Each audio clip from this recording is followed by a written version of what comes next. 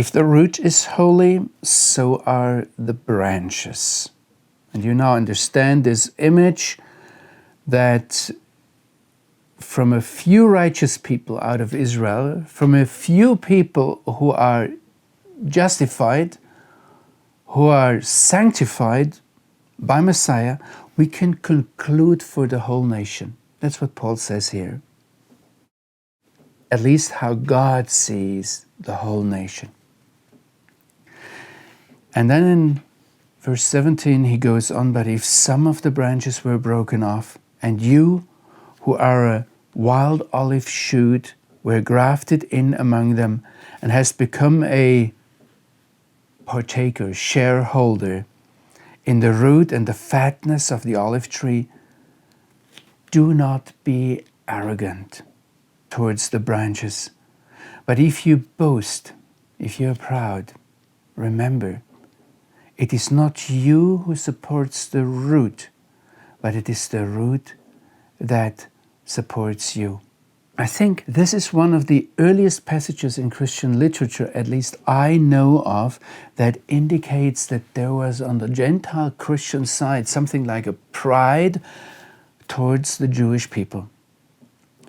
And Paul appeals to the sense of reality of these Gentile readers in Rome. He says, humility in this case is not a Christian virtue, not even a fruit of the Holy Spirit. It is in other circumstances.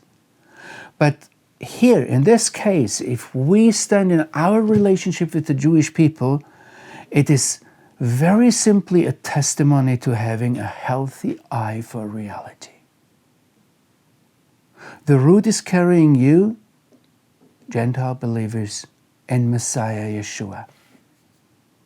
And Paul builds his whole argument throughout chapters 9 to 11 of his letter to the church in Rome on this insight that this relationship between Jew and Gentile within the church is something that the Jewish people has something. He says in Romans 8, we long for the standing as a son, for the sonship, for the adoption. Israel has it. Or in Romans 5, he said, we boast the future glorious presence of the one true living God. And in Romans 9 verse 4, he says, Israel has the glory. And it comes over and over again. Actually, we can go back into the Bible. Remember this Samaritan woman that Yeshua met there on Jacob's well between these mountains, Gerizim and Ebal, next to what we call today Nablus. At that time it was called Sichar, and in earlier times Sichem, Shechem. And Yeshua reminds the Samaritan woman, salvation comes from the Jews. And he says that to this woman, even though she recognized Yeshua, Jesus, as Messiah, long before the majority of Israel. Paul makes very clear that Israel is the key to revival for the Gentile world. And we are only partakers, shareholders. We are partners in the root and in the sap of the olive tree and its fatness.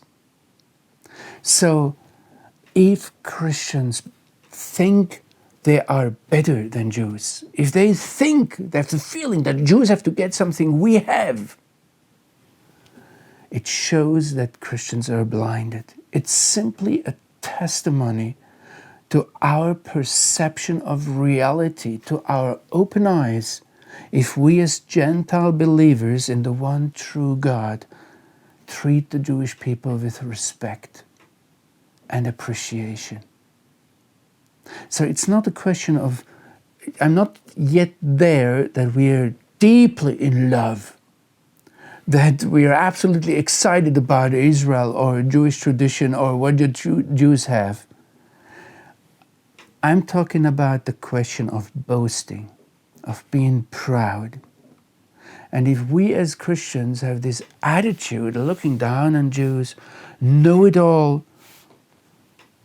then this first and foremost is a testimony to our personal blindness to God's action and to the reality of God, to the reality He is working in. You just need to be sober. You just need to be realistic, to be very, very humble.